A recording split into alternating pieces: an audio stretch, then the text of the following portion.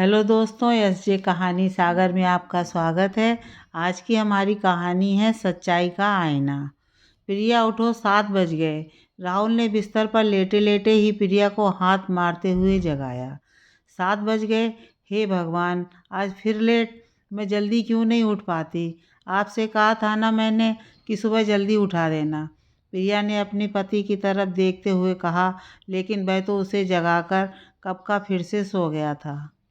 Fresh हो नहा धोकर जब वह किचन में पहुंची तो उसकी सास चाय बनाकर नाश्ते की तैयारी कर रही थी। किचन में पहुंचते ही प्रिया थोड़ा शर्मिंदा होते हुए बोली, सॉरी मम्मी जी, आज फिर लेट हो गई। कल से पक्का समय से उठूंगी।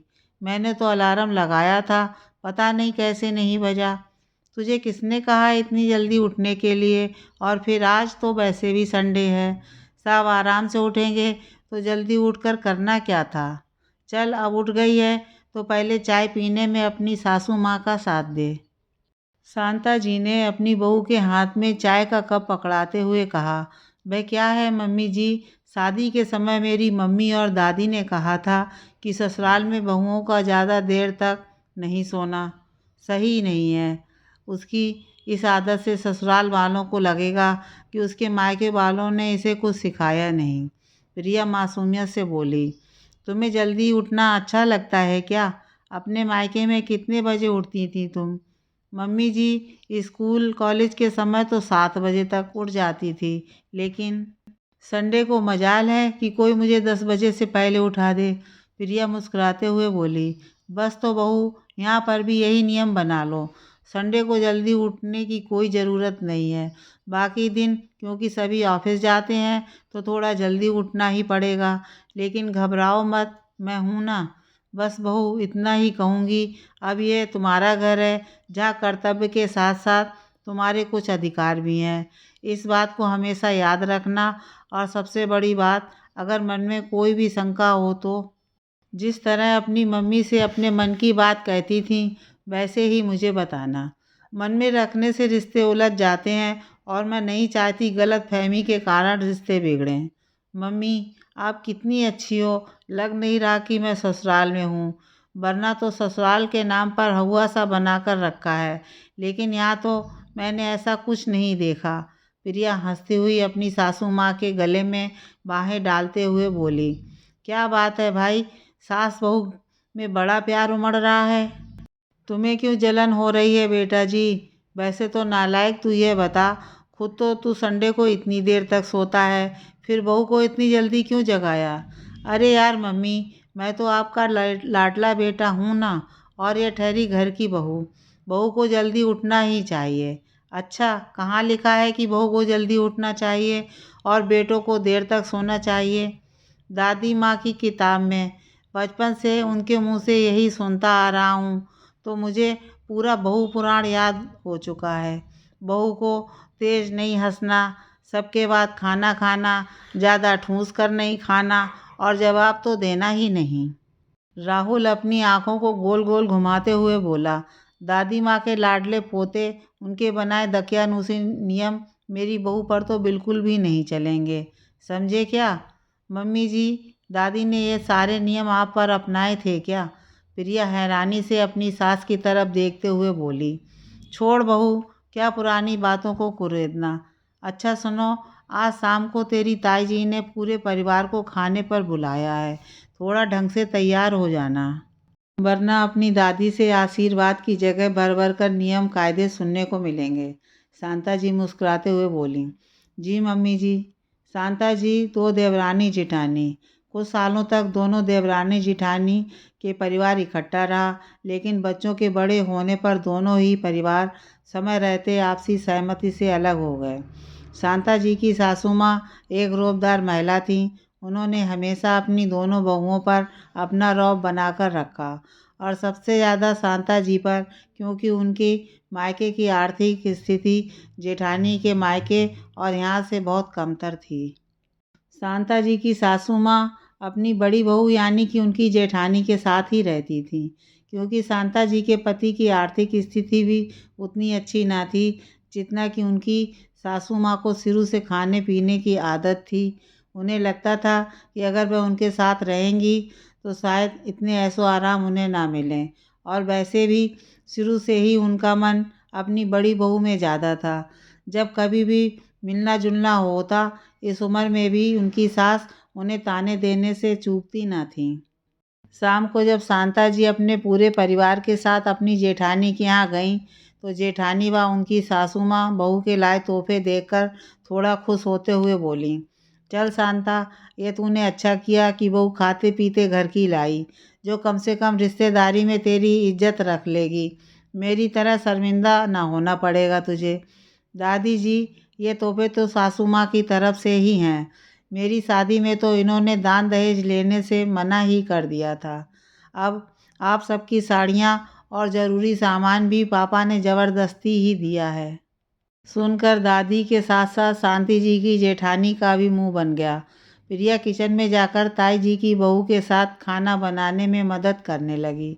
सभी खाने की टेबल पर बैठे थे। ताई जी की बहू जो सबके लिए खाना सर्व कर रही थी। प्रिया उन्हें देखते हुए बोली, दीदी आप भी आओ ना। वह कुछ कहती उससे पहले ही ताई जी बोली, बहू हमारे घर में घर की बहू सबके खाने के बाद ही खाती है, लेकिन ताई जी मम्मी जी तो मुझे सबके साथ ही खाना खिलाती हैं। हम सब तो इकट्ठे ही खाते हैं। चलो ठीक है, मैं भी दीदी के साथ ही खाना खा लूँगी। अच्छा नहीं लगता ना कि दीदी खाना सर्व करे और मैं खाना खाऊं। बड़ों के खाना खाने के बाद प्रिया और ताई जी की बहू भी वहीं टेबल पर बड़ों से बातें करते हुए खाना खाने लगे। ताई जी की बहू तो 2 पूरी खाने के बाद ही उठने लगी। उसे उठता देखकर प्रिया हैरानी से बोली, क्या दीदी, अभी तो आप कह रही थीं कि आपको बहुत तेज़ भूख लगी है और 2 पूरी खाते ही आपका पेट भर गया। पूरी और पनीर की सब्ज़ी तो मेरी फेवरेट है। 4-5 पूड़ियाँ तो मैं ऐसे ही हँसते-हँसते खा जाती हूँ। उसकी बात सुन शांता जी की सास व्यंग से हंसते हुए बोलीं, ये लो भाई, यहाँ तो सास बहू एक ही थैली के चट्टे बट्टे निकले। याद है तुझे पार्वती, जब शांता नहीं आई थी तो कैसे 4-5 रोटियां एक बार में ही डकार जाती है। बहू, इस मामले में तो तू अपनी सास पर ही गई है, वरना नई बहुओं से तो शर्म के मारे 1-2 रोटी से ज़्यादा खाई ना जाए। अपनी सास की बात सुनकर शांता जी की जेठानी मुंह दबाकर हंसते हुए बोली, सही कह रही हो माँ, मैं भी हैरान रह जाती थी कि शांता इतनी रोटियां कैसे खाती है। हम तो 2 जने मिलकर भी इतनी ना खा पाते। जब इसके जेठ पूछते इतनी जल्दी आटा कैसे ख़त्म हो जाता है, तो मुझसे तो शर्म के मारे बताया भी ना जाता था। मेरी बहू से तो मुश्किल से 2 रोटी ही खाई जाती हैं। कितना भी कहूँ तीसरी रोटी कभी लेती ही नहीं। कैसे लेगी जिज्जी? आज जब तक आप मेरी रोटियां की गिनती करती आई हो, तो क्या अपनी बहू की ना करती होगी?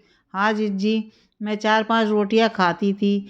मेरी रोटियों की गिनती आपको और सासू माँ को याद रही, लेकिन सारे घर का काम जो मुंह अंधेरे उठने से लेकर रात को लेटने तक मैं करती थी, वह कभी आप दोनों को दिखाई ना दिया। हाँ, कम से कम मेरा काम तो सासू माँ को कभी दिखाई ना दिया। आप अगर गलती से कभी रोटी भी बना दो, तो वह सारे मोहल्ले में आपकी रोटियों की तारीफ करते ना भूलती, क्योंकि आप संपन्न घर से थीं और मैं इस घर की बहू होते हुए भी कभी बेइज्जत ना पा सकी, क्योंकि मेरा मायका संपन्न ना था। मैं आप जितना अपने मायके से ना ला पाती, जिससे कि आप दोनों का मुंह बंद कर सकूं। माँ जी, सबके सामने आपकी झूठी बड़ाई करते ना थकती और मेरे लिए उनके मुंह से तारीफ के कभी 2 बोल ना निकले। हाँ, उठते बैठते मुझे रोटियों के ताने ना देना भूलती।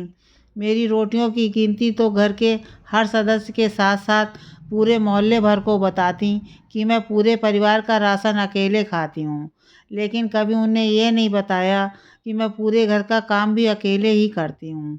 इस घर में मेरे कर्तव्य बताए गए, लेकिन अधिकार कुछ नहीं दिए गए। यहाँ तक कि काम के बदले में भरपेट खाने का अधिकार भी आपके रोज़ के तानों ने मुझसे छीन लिया। मैं सब कुछ जानकर भी चुप रही और आप लोगों को मेरी चुप्पी में अपनी जीत नज़र आती थी, लेकिन ऐसा नहीं। मेरे संस्कार मुझे बड़ों का अपमान करने से रोकते थे, लेकिन यह मेरी गलती थी कि मुझे अपनी बात रखनी तो चाहिए थी। क्या मिला मुझे इतना सहकर? आज तक भी ना आपको मेरी कदर रही, ना मेरे काम की।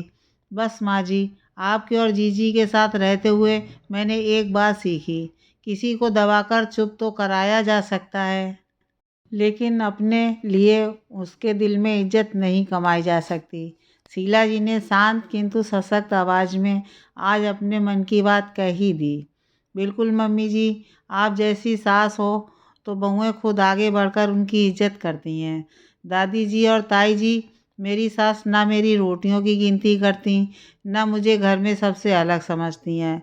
उन्होंने तो आते ही मुझे बेटी बना लिया। लगता ही नहीं कि मैं उस घर की बहू हूँ। उन्होंने मुझे वही अधिकार दिए जो एक बेटी के होते हैं। फिर मैं अपने कर्तव्य निभाने से कैसे पीछे रहूँगी। सुनकर शांता की सास व जेठानी का मुंह उतर गया। दोनों से जवाब देते न बना। देती भी क्या, आज उन दोनों सास बहुओं ने उन्हें सच्चाई का आईना जो दिखा दिया था।